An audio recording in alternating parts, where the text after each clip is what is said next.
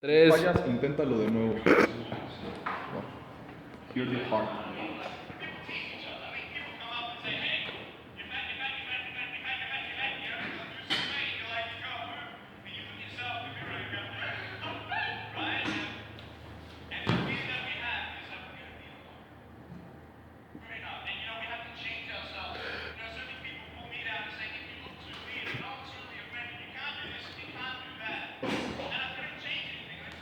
Qué ojete. Tiene como una patita, ¿no? Sí, ¿no? Sí, no, ahí está. Como una letita.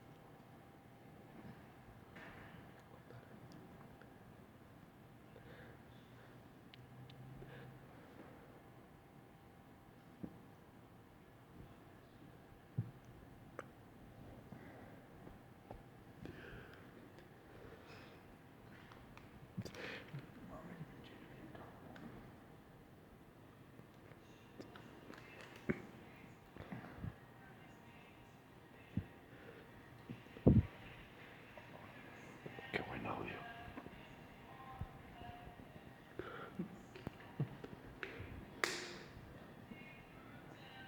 ¿Cuántas veces no intentamos algo por temor?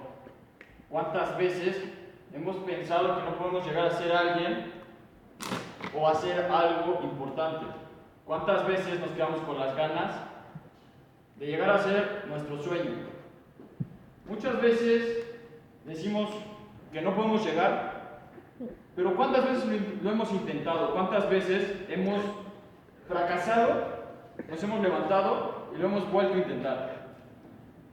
Ahorita pueden decir, estos cuates me vienen a hablar de intentar otra vez las cosas, de hablar de éxito, pero pues, tienen 19 años, o menos, ¿no? Se ven más chicos. ¿Por qué? Déjenme decirles que el éxito no va ligado de fama y millones, va ligado de sus propias aspiraciones, sus propios objetivos, de los objetivos que van planteándose paso a paso, pequeños objetivos que los van a llevar a una meta más grande. El día de hoy, mis compañeros y yo, Sebastián García, Jonathan Cid y su servidor Mauricio Sandoval, venimos a decirles que ustedes tienen un potencial guardado, un potencial que si lo pueden desarrollar, que si lo pueden sacar, pueden convertirse o llegar a ser grandes cosas.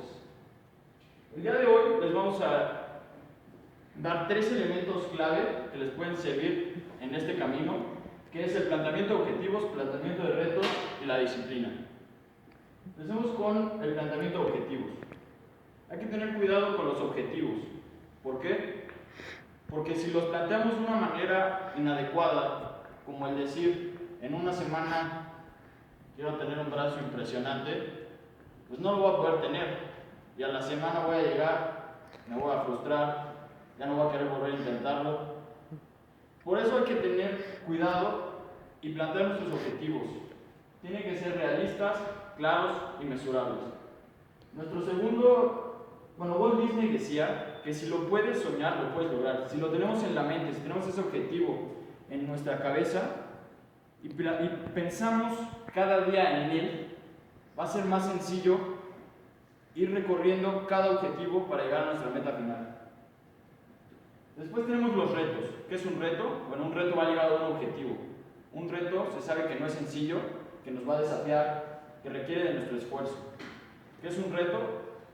Vamos a poner un ejemplo. Si yo quiero llegar a hacer 10 lagartijas, por decir algo, pero hoy nada más hago 5, entonces hoy voy a tener que hacer mis 5 lagartijas, intentar sacar una más. Si llego a las 5 lagartijas y me canso y me paro, ahí no pudimos superar el reto, porque llegué, empecé a temblar y dije no, me rindo, y ya no saqué la última. En cambio, si la saco, al día siguiente voy a poder hacer 6, y después 7, y así hasta llegar a mi meta que fueron 10. Después tenemos la disciplina. Para abordar este tema, me gustaría hablar de Japón. Japón es una nación que fue devastada, quedó devastada después de la Segunda Guerra Mundial, y hoy en día es la tercera mejor economía a nivel mundial, según el Fondo Monetario Internacional. ¿Por qué es esto? Bueno, Japón tiene empresas como Toyota, Nissan, Sony, pero estas no son creadoras, no crearon los coches, no fueron los inventores, pero se han enfocado en desarrollar de manera perfecta cada proceso de producción. ¿Con qué fin? Con el fin de obtener mayor eficiencia. Entonces, perfeccionando cada paso, han logrado establecerse entre las mejores compañías del mundo y entre las mejores economías. Si tú llegas y le dices a un japonés, mañana te veo a las 3 de la tarde, el japonés llega 5 o 10 minutos antes. Y si se le llegara a hacer tarde, te avisó 2 días con anticipación de que va a llegar 5 minutos tarde. Y a las 3:05 lo tienes ahí. Lamentablemente en la cultura mexicana, pues no se experimenta eso.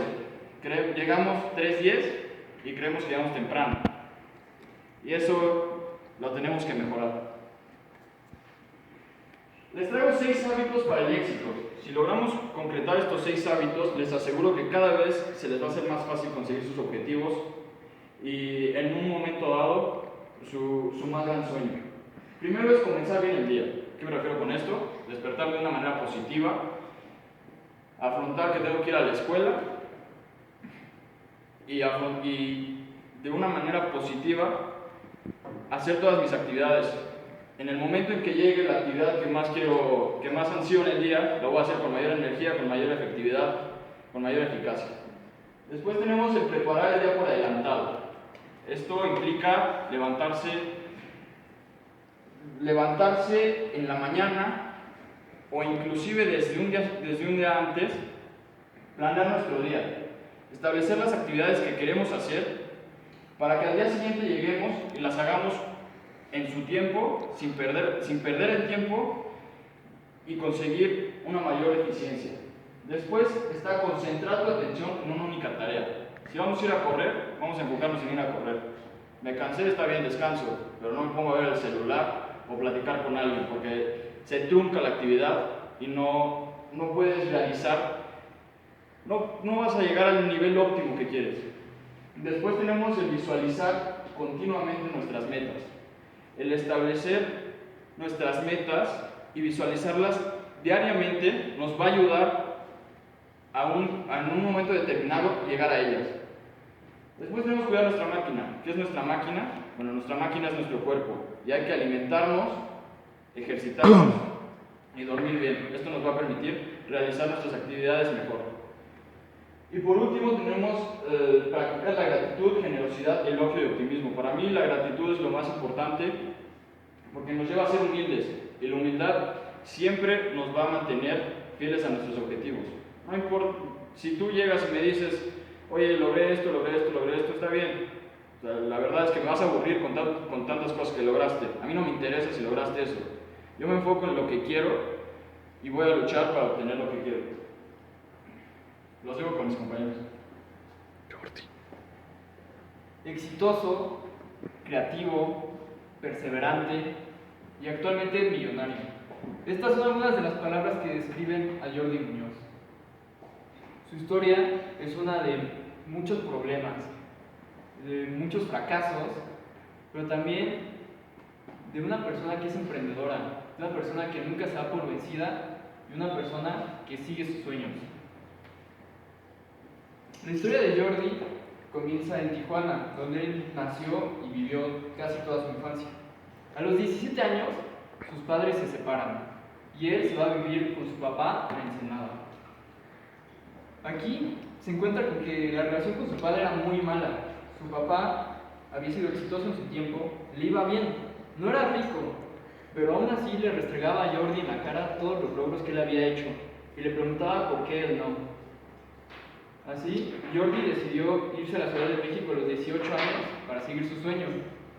Él planeaba estudiar una ingeniería y después dedicarse de lleno a lo que a él le apasionaba, que era la aeronáutica. Por esto, cuando Jordi llegó a la ciudad, empezó a trabajar en el Aeropuerto Internacional de la Ciudad de México. Aquí empezó en lo más abajo. Trabajaba haciendo de todo. Lo que le pusieran él lo hacía y le pagaban muy mal. Este trabajo no le gustó, por lo cual decidió dejarlo. Encontró otro empleo en un café internet y aquí fue donde descubrió su pasión por la electrónica y las computadoras. Jordi pronto resaltó aquí porque él reparó las computadoras, las ordenaba y hizo que el negocio prosperara. También, por esta época, aplicó al Instituto Politécnico Nacional. Sin embargo, fue rechazado. Poco tiempo después, la dueña del negocio murió, por lo cual Jordi se quedó sin empleo. Esto le pegó muy duro. Se quedó sin empleo, no lo aceptaron en el poli, pero él nunca se dio por vencido. Volvió a aplicar al poli y consiguió otro trabajo. Entró a una compañía de electrónica donde finalmente estuvo en contacto con algo que a él le gustaba mucho. Sin embargo, el transporte en la ciudad y la vida en general aquí no le gustaba. Él venía de Tijuana, un pueblo muy pequeño en comparación a la ciudad, así que estaba muy incómodo aquí, pero él seguía persiguiendo sus sueños. Así que volvió a aplicar al poli y ya estaba trabajando y adivinen qué pasó, que lo rechazan otra vez. Jordi estaba muy decepcionado, estaba frustrado, no sabía qué iba a hacer con su vida y se regresó a Tijuana a vivir con su madre a los 20 años y aquí se estancó. No sabía qué hacer, pensaba que ya no iba a poder lograr lo que él siempre había querido y estaba muy triste. Pero aquí fue cuando una de las características que distinguen a Jordi lo ayudaron. Él al final fue perseverante. Él al final siguió sus sueños. Lo que Jordi hizo fue poner un puesto de mariscos. Sin embargo, al poco tiempo, la vida le volvió a dar un golpe fuerte a Jordi. Su padre se enteró de lo que él estaba haciendo y fue por él a Tijuana. Dijo que ningún hijo suyo iba a estar vendiendo tacos de pescado en la calle. Así que se lo llevó con él de regreso a Ensenada. Aquí Jordi ya no trabajaba, no estudiaba y estaba muy triste. Otra vez no estaba haciendo lo que él quería, además de que su relación con su padre seguía siendo pésima y ahora tenía que también convivir con la esposa de su padre, con la cual también se llevaba mal. Fue en uno de estos momentos cuando Jordi conoció a una chica, se enamoró, fue su novia y al poco tiempo ella quedó embarazada. No quiso contarle esto a su padre porque sabía que iba a reaccionar de una muy mala manera. Quiso evitar conflictos, así que huyó con ella a Estados Unidos. Aquí llegó sin nada, no tenía trabajo, no tenía dinero y empezó a meterse en lo que le apasionaba, en su pasión, que era la electrónica y las computadoras. Todo el día se la pasaba en la computadora. Así que consiguió un programa con el cual podía reprogramar los circuitos. Utilizó los circuitos de su Wii, lo hackeó y creó un microcontrolador. Fue aquí cuando se le ocurrió la idea de ponerle un microcontrolador a un helicóptero de control Entonces empezó a experimentar y todo lo que hacía lo documentaba y lo subía a internet. Así fue como el editor en jefe de una de las revistas más reconocidas internacionalmente en cuanto a tecnología, que se llama The Wire, lo contactó y lo motivó a que siguiera con sus investigaciones e incluso le mandó $500 para que prosiguiera con ellas. Este fue el primer dinero que Jordi recibió por sus creaciones y lo aprovechó muy bien. Jordi necesitaba un horno que costaba $50,000 para uno de los procesos de manufactura. Lo que él hizo, al claramente no tener este dinero, fue comprar un tostador de $30 y lo modificó para hacer lo que él necesitaba. También, por este tiempo, se casó con su novia y empezó a desarrollar su empresa. Ya estaba en contacto con el editor en jefe de Wire y le estaba empezando a ir bien. Entonces, fundó su empresa en el 2009. Sin embargo, poco tiempo después, su esposa lo dejó. Justo cuando las cosas finalmente parecían que iban a ir bien, la vida le da otro golpe certero a Jordi. Pero él jamás se da por vencido. Él sigue adelante, sigue con su empresa. Y actualmente, su empresa, llamada 3D Robotics, es la empresa número 1 en drones y helicópteros autocontrolados en todo Estados Unidos. Y además, el año pasado, a solamente 5 años de su fundación, facturaron más de $20 millones. Nada mal para alguien que empezó sin nada, ¿no creen? Y como este, hay muchos otros casos de jóvenes. Jordi actualmente tiene 28 años, pero ¿qué edad creen ustedes que necesita alguien para empezar su propia empresa? ¿Alguien? ¿Nadie? Bueno, les voy a contar el caso de un chico en Colombia. Él se llama Juan José Palacios y empezó su empresa a los 14 años. Ustedes se preguntarán, ¿cómo lo hizo? A los 14 años es un niño, ¿cómo va a poder conseguir el dinero y hacer todo esto? Bueno, lo que él hizo fue hacer lo que a él le gustaba, lo que a él le apasionaba, que era la música. Él empezó a los 13 años ayudando a un amigo de su papá que era DJ a cargar el equipo, lo limpiaba y demás cuando él tenía eventos. Así lo aprendió a usar. Entonces, cuando él tenía 14, vio un concurso que era crear una mezcla que se iba a utilizar como la canción para un comercial de chicles. Él hizo su mezcla, la postuló para el concurso y le pidió a todos sus conocidos que votaran por ella. Finalmente, resulta que él gana el concurso y el premio al primer lugar era una pantalla de plasma, de última tecnología en ese entonces. Lo que hace él con esta pantalla es venderla y con ese dinero compra equipo de sonido y de luz para empezar su compañía, que actualmente se llama Global Entretenimiento, que se dedica a organización de eventos. Además, cuando él se graduó de la preparatoria, empezó a buscar carreras que a él le gustaran, pero ninguna le convencía. Finalmente se decidió estudiar organización de eventos. Esto era algo que se complementaba muy bien con su empresa. No era lo que él le apasionaba, porque él lo que le apasionaba era la música, pero así podía hacer lo que él le gustaba y aún así progresar más en su empresa, lo cual él dice actualmente que le ayudó muchísimo. Ahora quiero enseñarles algunas frases de personas exitosas que han triunfado en la vida. La primera es: un hombre con ideas es fuerte, pero un hombre con ideales es invencible. Esta es una frase de Isaac Tawil. Isaac Tawil es uno de los fundadores de la empresa Mascota, empresa mexicana, aunque ustedes no lo sepan. Y él empezó a los 12 años. Bueno, claramente no empezó su empresa a esa edad, pero ahí empezó la idea. Su hermano le regaló un pez y él se empezó a interesar por los peces, por los animales. Unos años después, junto con sus hermanos, él empezó a criar los peces y venderlos. Así, poco a poco fueron ganando más y más dinero y lo que ganaban lo invertían otra vez. Compraron más especies de peces, criaban más especies de peces y también empezaron a vender accesorios. Así fue como empezó lo que ahora conocemos como Mascota, una de las empresas más grandes a nivel nacional. Finalmente, quiero que lean esta frase: todos los tiempos son buenos para quienes saben trabajar y tienen con qué hacerlo. Ahora, esta frase No dice de quién es, porque me gustaría que ustedes intenten adivinar. Es uno de los empresarios mexicanos más exitosos a nivel mundial. Carlos Slim. Correcto. Esta es una frase de Carlos Slim. Para que vean que esto no es algo que les digo yo nada más. Aquí hay evidencia de personas famosas y exitosas de lo que dicen que hay que hacer para lograr esto. Continuamos con mi compañero Sebastián. Hola, muy buenas tardes. Mi nombre es Sebastián García y quisiera comenzar con una pregunta. Con lo que ya comentaron mis compañeros Mauricio y Jonathan, ¿me podría decir alguien de ustedes dos aspectos que se necesitan para llegar al éxito o para triunfar en lo que sea que uno se propone? ¿Alguien? Sin pena, así por acá. Pensar positivo y tener claro tu meta. Eso es correcto. Trabajar duro. Muy correcto. De hecho, Ponerte objetivos. todas son correctas. Bueno, pues yo les voy a hablar de un gran ejemplo de éxito. Sin duda, el mejor basquetbolista de todos los tiempos y también considerado por muchas personas el mejor deportista de todos los tiempos.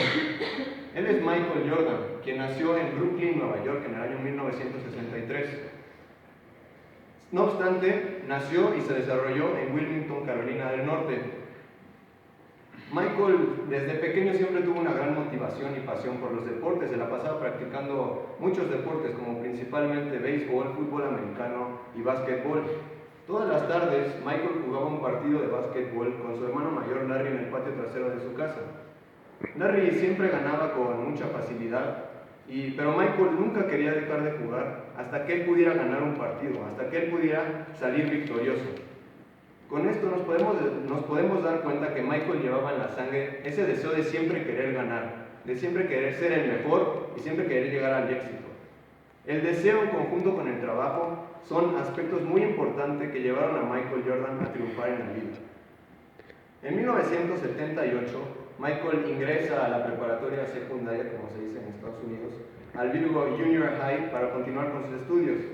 En esos tiempos, Michael jugaba como mariscal de campo titular en un equipo de fútbol americano, ajeno a su preparatoria, a su secundaria. Igualmente, en esos tiempos, Michael medía 1,77 m. Eso era algo que le causaba mucha incertidumbre a Michael, pues él quería crecer más y se preocupaba mucho por tener esa estatura, aun cuando era una temprana edad. Cuando Michael ingresa a la preparatoria, un día iba caminando por los pasillos de la escuela cuando de pronto ve un anuncio pegado en la pared. Un anuncio que decía que habría pruebas de básquetbol para agarrar a los mejores jugadores de básquetbol de esa preparatoria y así conformar el equipo representativo. Michael no dudó en apuntarse y cuando comenzaron las 2 semanas de prueba, se encontró con que había 50 competidores más, de los cuales solo 15 serían elegidos para conformar el equipo. Desde que iniciaron las pruebas, los entrenadores se pudieron dar cuenta que Michael era un buen jugador, tenía un buen tiro, una defensa regular, pero sabía jugar, solo tenía un problema y no estaba en sus manos. Eso era la estatura. Michael era un jugador pequeño a comparación de sus competidores y lo que estaban buscando en esos tiempos los entrenadores eran jugadores con estatura, que fueran mucho más altos. Pero Michael no se daría por vencido, él trabajó las 2 semanas de prueba y cuando terminaron estas 2 semanas, pasarían otras 2 semanas para que los resultados se vieran publicados igualmente en una lista en una pared de la escuela. Cuando pasaron estas 2 semanas, Michael fue corriendo porque él sabía que iba a estar ahí. Sin embargo, cuando llegó y empezó a ver la lista, pasó la J de su apellido y no se vio, dijo, esto debe ser un error, lo volvió a checar, pero efectivamente, Michael no había sido seleccionado para conformar el equipo. Esto sería un golpe tremendo en la vida de Michael Jordan, pues no había buen premio de consolación. Michael solo se podría entrenar con el equipo B o el equipo reserva, cosa que no merecía el mismo respeto en la preparatoria para un jugador que jugaba en el equipo representativo a un jugador que estaba en el equipo B. Al finalizar este día de escuela, Michael fue corriendo a su casa para llorar. Se volcó en llanto con su madre, quien cuenta que no pudo detener a su hijo tras varias horas de llorar y llorar. Michael al finalizar la temporada, la primera temporada de básquetbol, se acercó a su entrenador y le dijo, le hizo una petición, le dijo que si podía viajar con el equipo a un torneo que disputarían localmente. El entrenador primero le dijo que no, pero tras la insistencia le dijo que sí, pero con una condición. Michael solo iría si iba y cargaba los uniformes de sus compañeros. No iba a jugar, solo iba como un cargador. Michael sabía que esto era una humillación enorme para él. No obstante, le contestó a su entrenador, si eso es lo que usted necesita, lo haré. Con esto podemos darnos cuenta de la determinación y la tenacidad que tenía Michael para hacer cualquier tipo de cosas, no solo en el deporte, porque Michael era así en todo aspecto de su vida.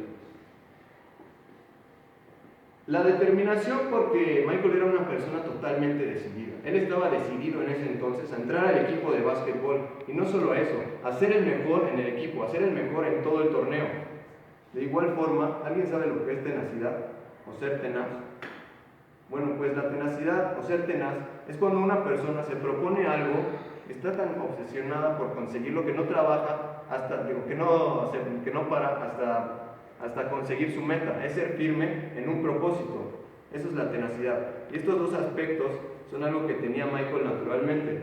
Así que les quiero recordar ya 4 aspectos positivos que tenía Michael en su vida diaria, los cuales eran el deseo, la tenacidad, la determinación y el trabajo.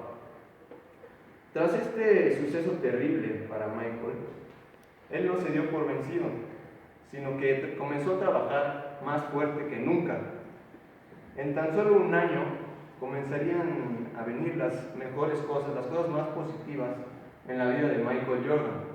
Pasaría del 1,77 m al 1,90 m de estatura y justo antes de graduarse de la preparatoria, la Universidad de Carolina del Norte lo becaría 100% para que jugara básquetbol y estudiara en dicha universidad.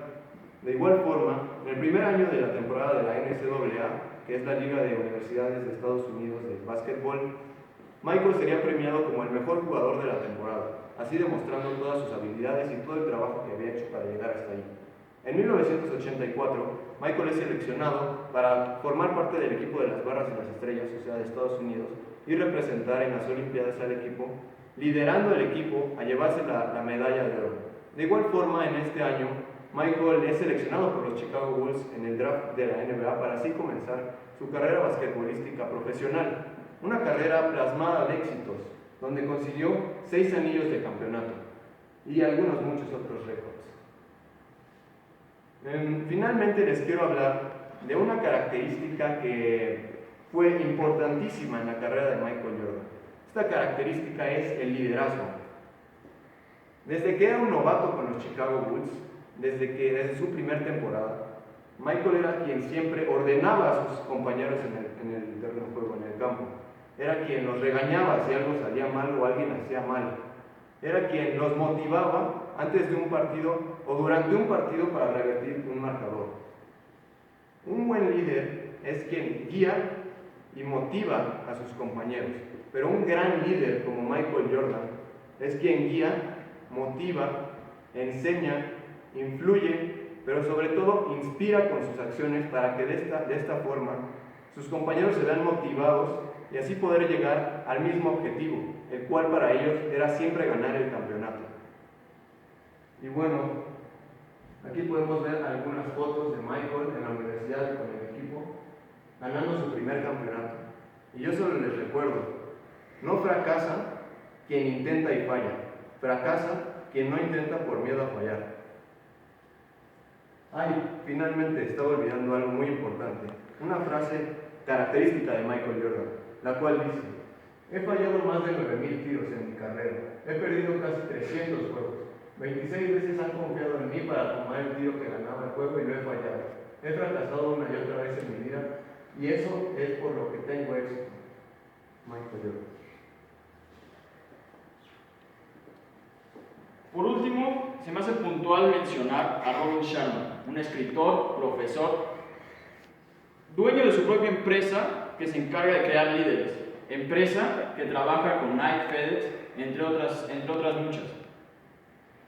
Él, en su libro Un líder sin cargo, menciona 6 arrepentimientos, menciona 10, pero aquí les traigo 6 arrepentimientos que el humano puede experimentar si no empieza desde hoy a lograr sus objetivos. El primer arrepentimiento es llegar a tu último día sin haber experimentado el poder natural que posees para crear una gran obra y lograr tus logros y alcanzar tus logros. Llegar a tu último día lleno de dolor al darte cuenta de que jamás asumiste grandes riesgos y por tanto jamás obtuviste grandes recompensas. Llegar a tu último día y saber que perdiste la oportunidad de ver ni de lejos lo que es la excelencia, porque te creíste la mentira de que debías resignarte a la mediocridad. Llegar a tu último día lamentando no haber aprendido nunca a transformar la adversidad en victoria y el plomo en oro. Llegar a tu último día sabiendo que has vivido la vida que la sociedad te enseñó a desear y no la vida que verdaderamente querías. Y por último, llegar a tu último día y descubrir que podías haber sido líder y transformar el mundo en un lugar mejor, pero te negaste a aceptar esa misión porque te dio miedo. Así que fracasaste y desperdiciaste tu vida. Por eso hoy nosotros los invitamos a que empiecen a luchar por ese sueño que tienen y que no lo tomen a la ligera. Y si se fracasa, se vuelven a levantar, como dijo mi compañero. Y eso es todo de nuestra parte. Muchas gracias.